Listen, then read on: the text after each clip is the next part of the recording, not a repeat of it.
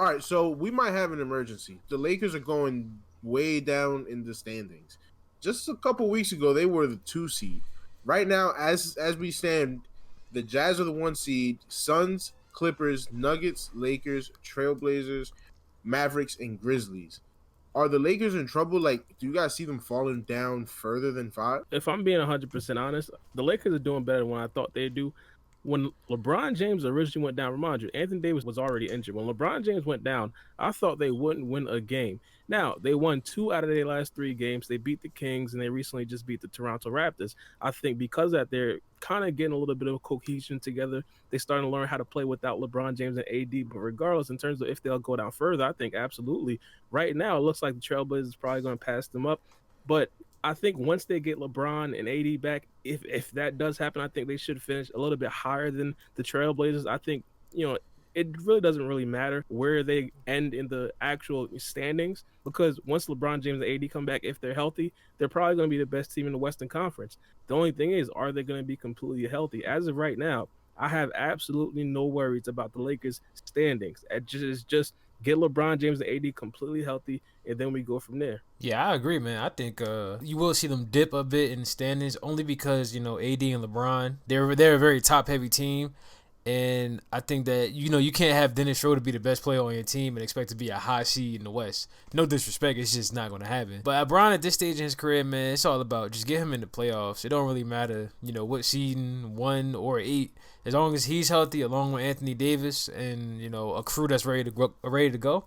I think we don't got to worry about it, but they'll definitely slip without AD and LeBron. Now, in terms of the Lakers, whether it mattering or not, I'm gonna have to disagree. I think it does matter where the Lakers are seated because this isn't like last year. There will be some type of home court advantage this season because more and more fans are being allowed into the stadiums. I don't want to see the Lakers keep falling because you guys know how they get down in Utah. All right, we don't want the fans in Utah attacking the Lakers second round and things get rattled. I think home court advantage is going to matter a lot for this postseason, and people forgetting that this isn't the bubble no more. The fans are there, the reporters are there. Things are slowly going back to normal, and I think the Lakers might need home court advantage if they're going to But make here's a the run. thing. Which team are you afraid of actually, playing the Lakers at home? Like, let's be honest. I think if the Jazz, are you feel me? Assuming that LA is 100% healthy, even if the Jazz are playing like 7 games at home, I still think the Lakers could still grab a couple of those. Hypothetically, obviously, that's not going to happen. So, in regards to playing a game 7 in Utah, if that even gets there, I'm not necessarily that afraid of Utah if I'm the Lakers. Now, a team that I would be afraid of though would probably be Phoenix, but that's besides the point. I think in regards to like a first round matchup, of course the Lakers are going to be good because they'll probably play like Denver, they'll probably play Portland. I think the Lakers possibly be good there. It's really going to come down to the second round matchup. Are they going to play the Clippers? Are they going to play Utah? Are they going to play the Phoenix Suns? That's the matchup you're going to have to worry about. I think every game is a home game for LeBron. He's the face of the league. He's the biggest player in the league. If LeBron coming to your town, you're going to see LeBron. You can see your team any day. But it's a valid argument, the home court advantage, but it's also not valid for the Lakers because they're a team of vets, guys that have been there. And they're the champions, bro. Like they don't feed off of the crowd. They really feed off each other when you see how they play. AD and Bron and the way that these two get the whole team together, where they hang off the court, the chemistry. I think that, for a team like Phoenix, a team like Denver, and maybe a team like Utah, they really, benefit from having that home court advantage. But a team like the Lakers, they don't care if they're on the road or not. They all got that same goal in mind. And now that we're talking about the Western Conference, I'm seeing the standings and like the Suns and the Jazz, they're pulling away from the rest of the conference. In the last 10 games, they're both 9-1, and the Suns are still 2.5 games back from the Jazz. Who do you guys think will finish 1 seed in the West? At this point, it doesn't really matter. But if I had to give an actual guess, I'd possibly say the Phoenix Suns. I just don't necessarily trust the Utah Jazz. It's just my personal opinion. I mean, trusting the Utah Jazz, you're putting a lot of faith into players, Joe Ingles and Bogdanovich. At this particular point, don't get me wrong, they're very good players. We understand that they're extremely good players in terms of role playing. But when it comes to actual playoff basketball, when it comes down to it, and even regular season, do I expect them to keep that 2-game lead over the Phoenix Suns? I can't necessarily put that much faith in them. I definitely have a lot more faith in players like like Devin Booker and CP3 over a Donovan Mitchell and Rudy Gobert. So because of that, I think that Phoenix will actually pass them up. But it's real funny how the national media, they don't really talk about the Utah Jazz and the Phoenix Suns a lot. They talk about them a little bit more now because they're the top seeds. But I think they're a little bit too underrated, especially in terms of national television games. Utah don't really play that much on national TV. In the second half of the season, the Phoenix Suns don't really play that much on national TV. We've seen a whole bunch of the Lakers playing without LeBron James and AD. It's like, what are we watching here? I wish they could. I wish they could flex some of those games out so we could actually see some good basketball teams play.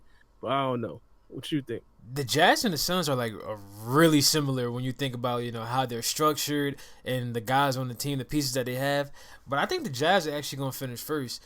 Now I know we joke about it's not sustainable to shoot historically over 50% as a team for the duration of an entire season, but I think more so than that, I think they're just a more complete team. You got your star in Donovan Mitchell. You got Rudy Gobert and Royce O'Neal holding down the defense, and then you got a guy like Jordan Clarkson who might be the sixth man of the year coming off the bench, adding that firepower. And I just think that they're going to keep going with their momentum. It'll be close. Don't get me wrong. It'll definitely be close, but I think the Jazz will end up pulling out the 1 seed.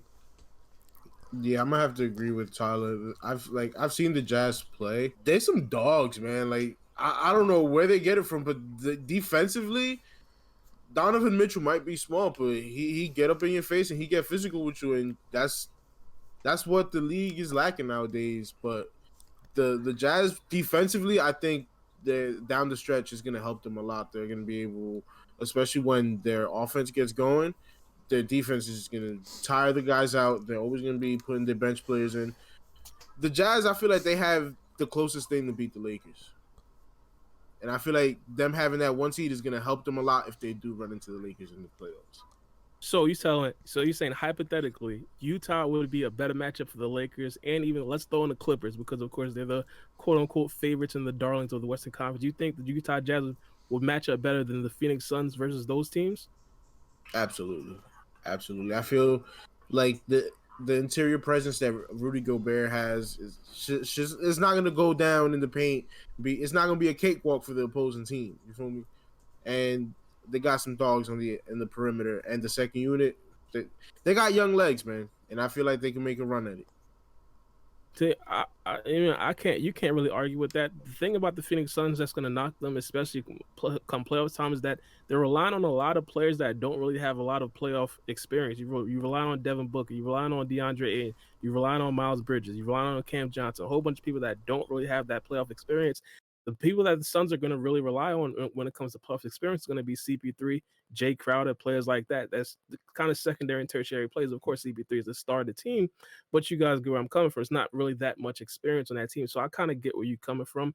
But I think if we're talking about complete ceilings, I'm going to have to go with CP3 and Devin Booker just because I just know what type of scorer Devin Booker is and, of course, what type of leadership CP3 brings to the table. And, of course, I said it all along, I'm kind of biased towards the Suns. I think the Suns is probably going to come out of the West. Nah, I think the Suns would get swept by the Lakers, if I'm being honest.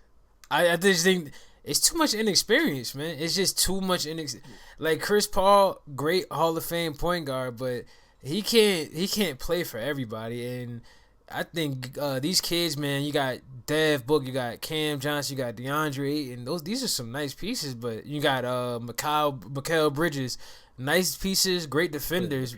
Yeah, Mikal, right? You got some great defenders, some great young pieces. But at the end of the day, the Lakers could really kill him however they want. Bron could just go off. AD, Ayton is not doing nothing with AD. Let's just call that what it is. I just think they're just outmatched. And as far as the Clippers go, you mentioned the Clippers. We need to seriously stop thinking about the Clippers as a serious contender and just thinking of them as a rest of the pack team. Pandemic P is real. Paul George has not performed well in the playoffs. It is what it is. Kawhi Leonard, he's going to score his points. He's going to guard up, but that's just about it. Rondo just got to the team, and he's already the best leader on the team. It's already his team from a leadership standpoint. That's not a good thing. They also struggle in the paint because, Serge Ibaka, he spends more time hurt than he does playing. My opinion about the Clippers is a little bit different. Here's the thing. It's really going to all hinge on Paul George because in the past 3 playoffs, he hasn't necessarily stepped up. If he could step in the playoffs, you got to watch out for the Clippers. But as of right now, it's looking bad in terms of Paul George's production. Now, just today, I mean, he's having a very good game today. In the first quarter, I believe he scored like 20 points. But in the past couple of games, he hasn't necessarily been doing good. He has a toe injury, and supposedly doctors are saying that it's going to take 7 weeks to actually heal fully. Now, remind you, he has to rest for 7 weeks. He's not going to be able to rest for 7 weeks. So that toe injury is going to be lingering all throughout the playoffs. And I think that right there is probably going to be the downfall of Paul George and the Los Angeles Clippers. I think because they trade away Lou Williams, now they're a little bit too reliant on Paul George and Kawhi, and I think that right there is possibly going to be their downfall in the playoffs. Are they going to have enough scoring punch to actually sustain very good games, especially against good defensive teams like the Lakers?